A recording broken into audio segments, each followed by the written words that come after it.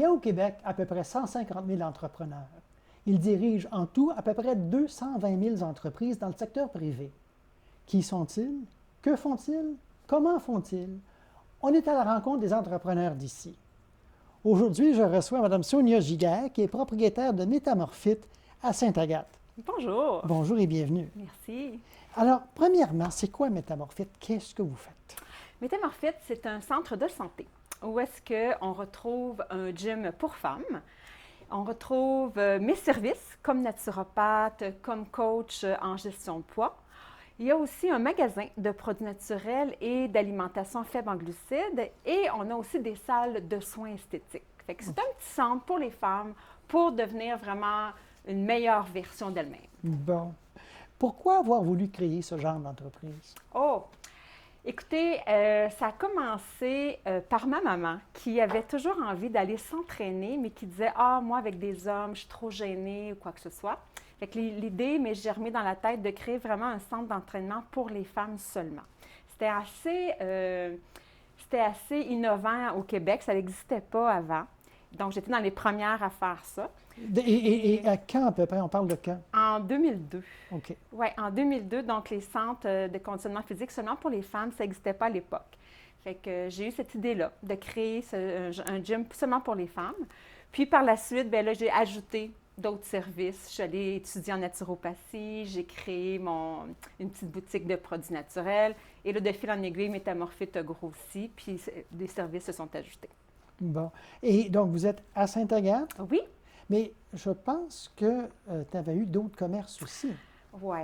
Parle un peu de moi, un peu là, parce que je pense que tu es une entrepreneur un peu dans l'âme. Je pense que oui. OK. C'est quoi ton cheminement, là? Comment tu t'es pris pour ça, là? Bien, en fait, moi, avant de partir Métamorphite, je travaillais pour le gouvernement du Québec. OK. Et puis, je trouvais que je n'avais pas assez place à la création.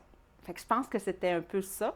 Puis, je me suis dit, je vais partir une petite entreprise, puis après ça, je verrai. Et de fil en aiguille, finalement, je me suis rendu compte que j'aimais ça, gérer des entreprises. Donc, j'ai acheté une clinique qui était déjà existante à Laval. Une clinique de quoi? Une clinique de perte de poids aussi. OK. Donc, la clinique Idéal Minceur à Sainte-Rose. C'est une clinique où est-ce qu'on avait des services de perte de poids et de soins esthétiques. Donc, je l'ai eu pendant 13 ans. Je l'ai eu pendant 13 ans. Je l'ai vendu en janvier dernier. Puis, il y a 3 ans, je me disais, il me faut un autre défi. Il faut que je me trouve encore autre chose. J'avais besoin d'un challenge. Donc, j'ai ouvert la boutique Keto Concept à Saint-Jérôme, qui est une épicerie faible en glucides. Donc, ça, c'était ma petite dernière et je viens de la vendre jeudi dernier. OK. Donc, je pense que ce que j'aime, c'est de créer. J'adore créer des entreprises. Et justement, quand on parle de création d'entreprise, OK, comment on fait? Parce que moi, je m'adresse à des gens qui n'auraient peut-être pas pensé à ça ou qui trouvent que c'est difficile. Comment on fait pour créer des entreprises? Bien, premièrement, je pense qu'il faut s'introspecter qui on est. Qui on est, qu'est-ce qui nous passionne, qu'est-ce qu'on aime. Puis moi, c'est vraiment le cheminement que j'ai fait. Quand j'ai travaillé au gouvernement et j'ai eu mon deuxième bébé, je me suis dit, bon, est-ce que c'est ça que je veux vraiment poursuivre le restant de mes jours à travailler dans un petit cubicule 10 par 10? Puis je me suis dit, non, c'est pas ça que je veux. Et je voulais partir en affaires, mais j'avais aucune idée dans quel domaine. Donc, ce que j'ai fait, c'est que je me suis dit, qu'est-ce que moi j'aime? Qu'est-ce qui me passionne? Et là, ça a été comme clairement l'alimentation, l'entraînement, prendre soin des gens. Moi, j'ai des études en psychologie, en travail social, donc j'aime prendre soin des gens, j'aime la santé. Alors, pour moi, ça a été relativement facile de tout mettre ça ensemble, toutes mes passions, et de créer un commerce qui était à mon image. Et je pense que le mot passion, c'est quelque chose d'important, c'est de se connaître. Tellement. Parce qu'une fois qu'on est dans la passion, mais ce n'est pas tellement le travail, c'est le fun. C'est ça, exactement. Et je disais ça justement à une jeune entrepreneur cette semaine qui venait s'entraîner à mon gym. Puis je disais, tant que la passion va être là, tu vas réussir. Parce que c'est une question d'attitude. Tu sais, on peut avoir deux commerces qui sont un à côté de l'autre. Puis vous allez à un endroit, la personne est blasée et vous avez une personne qui est passionnée par son travail. C'est sûr que vous allez avoir envie d'aller beaucoup plus vers la personne qui est passionnée. Moi, ça fait 21 ans que je fais ce travail-là et je vous dirais que je suis encore plus passionnée qu'il y a 21 ans parce que je suis encore meilleure. Okay. J'ai acquis des aptitudes, j'ai acquis des connaissances, donc Je suis meilleure qu'il y a 21 ans, donc je suis encore plus passionnée par mon travail. Mais au-delà de la passion, il y a des choses très terre à terre, comme le financement, comme un local, comme se trouver bâtir une clientèle. Je ne sais pas un peu par où tu commencerais, mais toi, quand tu as voulu te partir en affaires ou tu veux te partir en affaires, qu'est-ce que tu regardes en premier? Financement, plan d'affaires, clientèle? Ça a été tout un chemin parce que j'avais aucune idée et dans ma famille, personne n'est en affaires. Donc moi, j'étais vraiment là, j'ai eu cette idée-là, puis j'avais aucune ressource près de moi. Donc je suis allée consulter des experts, je suis allée à la SADC, je suis allée dans des endroits, je suis allée à la Caisse populaire, je suis allée rencontrer des gens qui m'ont guidée aussi là-dedans. Fait que je pense que la recette, c'est de bien s'entourer de personnes qui sont pros dans leur domaine. Parce que quand tu es entrepreneur, surtout un jeune entrepreneur, tu ne peux pas tout savoir, c'est impossible. Donc, tu dois t'entourer de personnes qui sont connaissantes dans leur domaine. Et là, tu vas chercher un petit peu de ci, un petit peu de ça. Et là, tu te crées. Puis en bon français, moi, j'ai appris sur le tas, carrément. OK. Donc, apprendre sur le tas. Donc, mettons, parlons financement. Là, OK, là. Pour partir, des fois, il y a des gens qui peuvent lancer une entreprise sans avoir besoin de financement. Dans ton cas, est-ce que tu as eu besoin? Absolument. OK. Quand je suis allée à l'institution financière la première fois, puis là, je lui ai dit que je voulais emprunter un montant X, puis que je lui ai dit que j'avais seulement 5 000 dans mon compte de banque. Elle m'a regardée, puis elle m'a dit « OK, c'est parce que peut-être qu'il en faudrait un petit peu plus que ça. » J'ai dit « OK, c'est quoi mes options? » Et elle m'a donné les options, donc d'aller chercher un prêt à la SADC, d'aller chercher une subvention dans un autre organisme. Donc, je suis allée vraiment tout chercher les ressources. Je suis retournée, je pense, 1 mois plus tard, puis j'avais le montant qu'elle me demandait. Parce que tu avais déjà fait tes devoirs. J'avais fait mes devoirs, exactement. Puis ensuite, des locaux. Est-ce que ça a été un défi pour toi ou c'est quelque chose que... Oui, absolument. Moi, je pense que j'ai un karma pour les dégâts d'eau, vraiment. Oh. Mais ça, c'est... Écoutez, la première fois, j'étais locataire. Donc, j'étais locataire sur une petite rue sur Saint-Vincent. Fait qu'il n'y avait pas grand locaux à ce moment-là de disponibles, mais ça me convenait. Donc, j'ai pris ce local-là, mais vite fait, ça a été trop petit pour moi. Ça, c'est à Sainte-Agathe. Oui, à Sainte-Agathe toujours.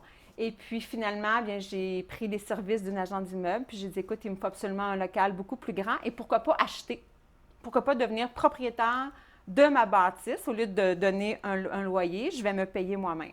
Donc, ça a été quand même assez ardu, mais j'ai trouvé l'endroit idéal. J'ai fait des travaux, des gros travaux, puis j'ai créé ça à mon image. Puis maintenant, bien, je suis propriétaire aussi de la bâtisse où est-ce que mon entreprise est. Donc, mais c'est ça, mais c'est de travailler soit avec quelqu'un qui peut trouver, mettons, si on va louer, ou ensuite, peut-être, quand on est un petit peu plus établi, d'aller voir si on peut acheter. Exactement, exactement, parce que c'est encore mieux au niveau finance, ça, c'est sûr et certain. Puis pour trouver des clients rapidement, comment c'était? Trouver des clients, bien, je pense que les gens achètent plus une personne qu'un service. Ça, là, je vous dirais qu'il faut se faire voir, surtout maintenant, là, mais si je recule d'il y a 21 ans, c'était vraiment des publicités dans le journal, c'était de me faire voir, c'était de m'impliquer dans ma communauté.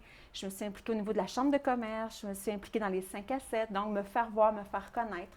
Et finalement, de bouche à oreille, bien, j'ai créé ma clientèle. Donc, c'est ça, d'être présent. Absolument. Puis que les gens sachent aussi ce que tu fais, qui tu es. Oui, vraiment, parce que les gens achètent une personne, carrément. Bon. Écoute, on va revenir dans quelques minutes pour parler plus de la personne. Parfait. Alors, à bientôt. Merci.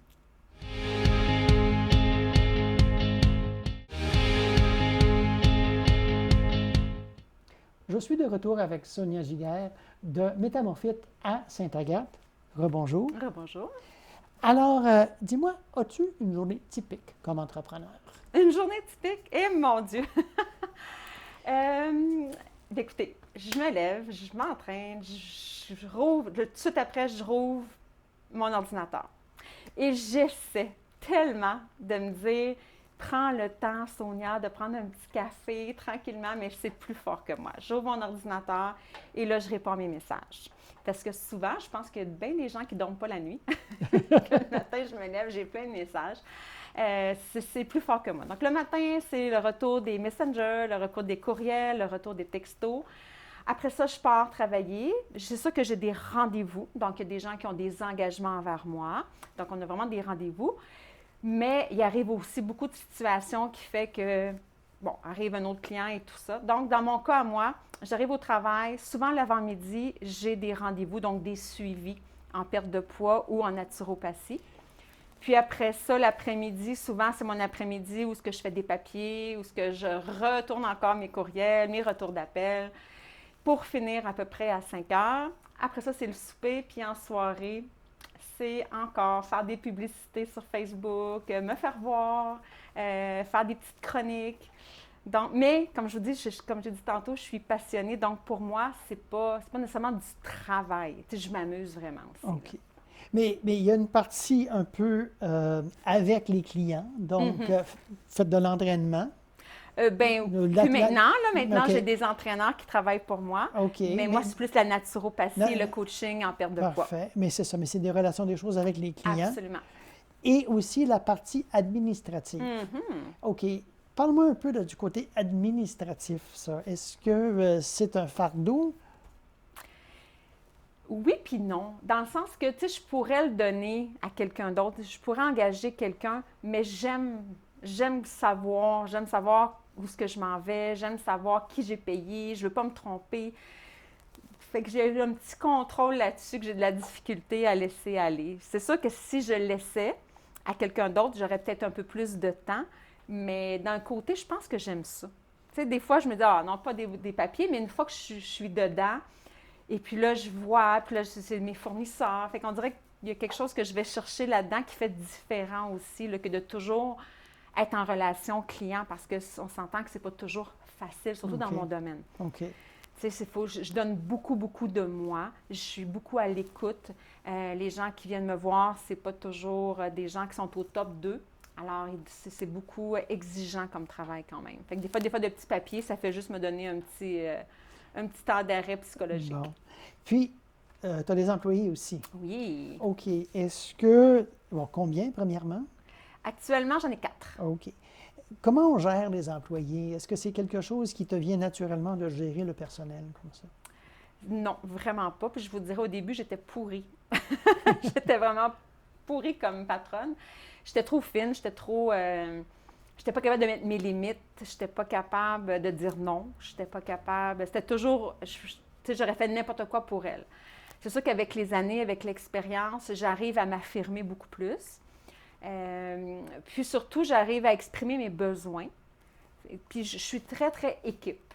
T'sais, pour moi, c'est très important, on est une équipe. Oui, je suis la leader, mais pour moi, il y a une différence entre une leader puis les employés en dessous, puis une leader en avant avec son équipe qui avance en même temps. Et pour moi, c'est ce style de gestion-là que j'aime, c'est qu'on travaille ensemble, on avance ensemble. C'est sûr que j'ai le dernier mot, mais je vais toujours ou à peu près toujours les consulter. Qu'est-ce que tu trouves le plus facile dans tout ce domaine d'entrepreneuriat? Le plus facile, je vous dirais, c'est quand, ça revient un peu à ce que je disais tantôt, c'est quand tu aimes ce que tu fais, bien, c'est facile de créer. Ce que j'aime, c'est vraiment de créer. Moi, j'adore ça. J'ai des pages Facebook. Ce midi, j'étais en live. J'ai fait un live sur la santé, sur l'alimentation. Ça, là, je m'amuse, faire des capsules pour les gens. Ça, j'adore ça. Je trouve ça facile. Je trouve ça amusant. Ça, c'est sûr et certain. Puis le contraire, le difficile? Oui, je vais y venir la question. Le plus difficile, je vous dirais, c'est quand les temps sont durs. OK. Comme actuellement, c'est un temps économique qui est un peu plus difficile. Donc, c'est un peu plus anxiolytique. À savoir si tu as encore une crise. Après 21 ans, c'est pas la première difficulté, mais on est dans un temps économique un peu plus difficile. Fait que ça, c'est de voir des fois son entreprise qui descend un petit peu. Puis là, tu dis, bien voyons, il me semble que je fais exactement la même chose. Qu'est-ce qui se passe? Fait que là, bien, il faut que tu te réinventes. Il faut que tu trouves quelque chose de nouveau. L'entrepreneur, là, c'est vraiment, il faut toujours se réinventer. Et Dieu sait que durant la COVID, j'ai dû me réinventer, là, pas à peu près. Oui, mais parle-moi de ça un peu. Comment tu as eu à te réinventer? Ah, mon Dieu! Bien, écoutez, dans un premier temps, mon centre d'entraînement a été fermé. Okay. Mes salles de soins ont été fermées. Donc, à cause de la pandémie? À cause de la pandémie. Et puis, il me restait seulement mon magasin parce qu'étant donné que je suis naturopathe et que je vends des produits de grade pharmaceutique, j'ai eu l'autorisation du gouvernement de rester ouvert. Donc, il y avait cette petite portion-là de mon chiffre d'affaires, mais tout ce qui impliquait les services, c'était fermé. Donc, un tiers de revenus, même pas, qui restait. Et mon coaching, je n'avais plus le droit de recevoir dans mon bureau les gens. Alors, j'ai commencé à faire des Zooms. Faire ça par Internet. Au début, je me disais, c'est pas vrai que moi, je vais faire des consultations par Zoom. Ça n'a aucun bon sens. C'est-tu assez impersonnel? Puis finalement, je me suis rendu compte que ça avait quelque chose d'autre. Puis je me suis rendu compte que j'aimais ça. Et j'ai eu l'idée d'ouvrir mes ailes, d'ouvrir mes horizons et d'aller me faire connaître vraiment partout au Québec.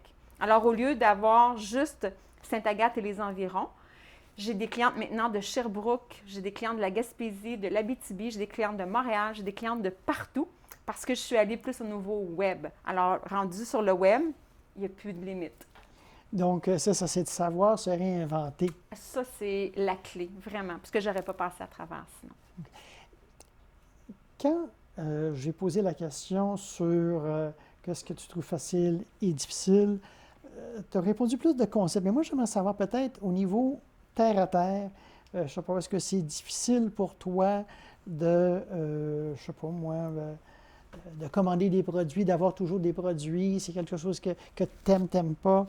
Est-ce que c'est facile pour toi, par exemple, de toujours, je ne sais pas moi, d'entre-gens avec les clients? Qu'est-ce qu'il y a à ces niveaux-là? Parfait. La facilité, c'est vraiment le service à la clientèle. OK. Ça, pour moi, c'est hyper facile parce que j'aime les gens.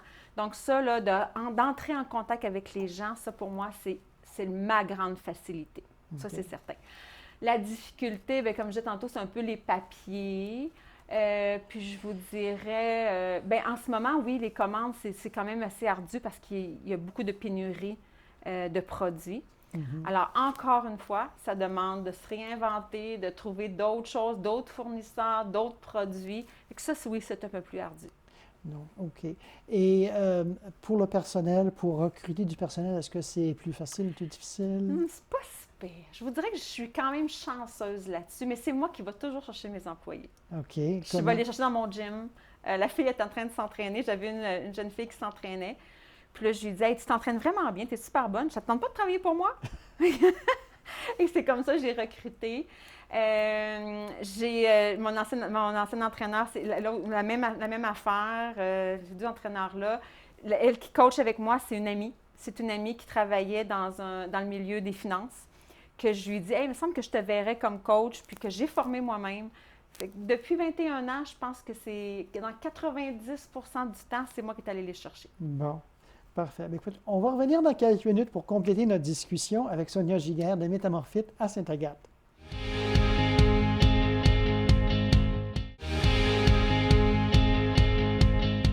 Je suis de retour avec Sonia Giguère de Métamorphite à Sainte-Agathe.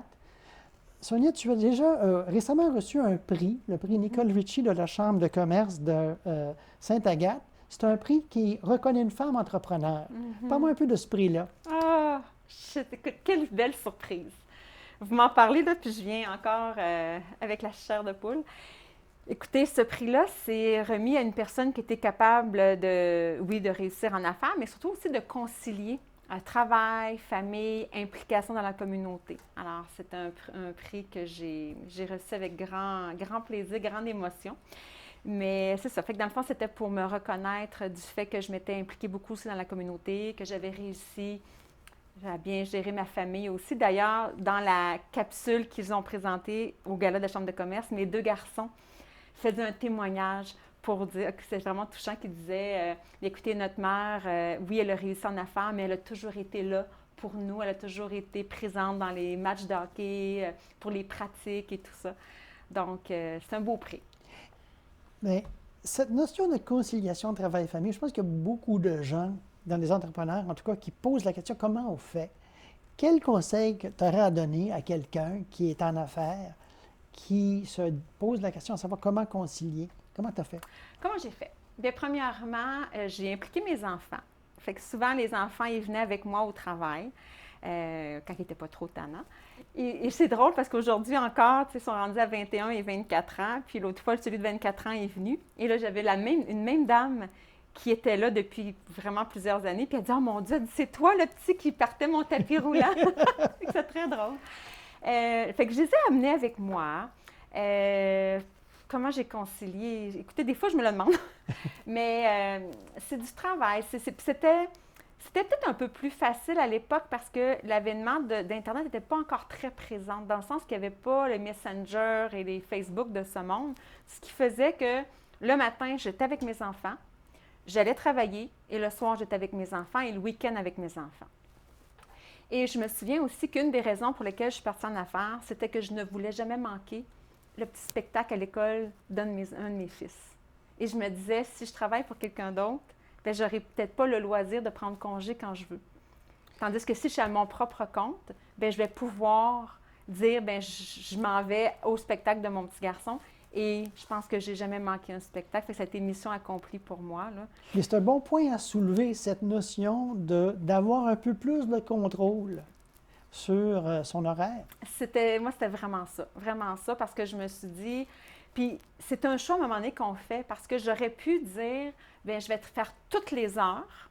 Hein, j'aurais pu décider de dire, bien, je vais faire 80 heures par semaine, je n'aurai pas de salaire à payer, mais je ne verrai pas grandir mes enfants. Alors moi, ma philosophie, c'était de me dire, bien, écoutez, je vais prendre le temps de pouvoir profiter de mes enfants. Oui, je vais payer des employés, mais ça va me donner de la liberté pour voir mes enfants grandir. Puis quand ils seront grands, je travaillerai plus. Donc là, je suis là. Okay. Ils sont rendus grands, je travaille un peu plus. Tu as aussi parlé un peu de la notion d'être impliqué dans la communauté. Ça se traduit comment pour toi, ça? Bien, en fait, la première fois, je me souviens que j'étais arrivée à un 5 à 7 de la Chambre de commerce parce que je me disais, justement, comme on disait tantôt, si je veux me faire connaître, bien, il faut que les gens me voient. Et je me souviens, j'ai été 15 minutes dans ma voiture à me dire, je ne pourrai jamais sortir d'ici. Comment je vais faire pour aller voir d'autres entrepreneurs puis me présenter? J'étais gelée en bon français. Je me disais, je ne pourrai jamais. Finalement, j'ai pris mon courage à deux mains. Je suis allée et il y a des gens qui sont venus vers moi, qui m'ont accueillie. Alors, j'ai voulu peut-être un peu retourner l'appareil et donc de m'impliquer dans la Chambre de commerce. C'est ce que j'aimais faire aussi. Quand il y avait des nouveaux entrepreneurs dans les événements, bien, j'allais vers eux, j'allais me présenter, j'allais les accueillir pour qu'ils se sentent bien. Et ça, c'était une des raisons. Je me suis impliquée beaucoup aussi pour la marche pour le cancer. Donc, ça, c'était une cause qui me tenait à cœur. Donc, on a fait des marches, j'ai fait des grosses équipes avec mes filles du gym. Je me suis impliquée là-dedans. Mais c'est une belle façon de redonner, je pense. De redonner, de se faire connaître, de réseauter. Réseautage, très important, ouais. OK, de se faire connaître et de faire savoir aux gens Exactement. ce qu'on fait. Qui on est aussi. Oui. Comme je disais tantôt, les gens souvent achètent une personne et non nécessairement un service.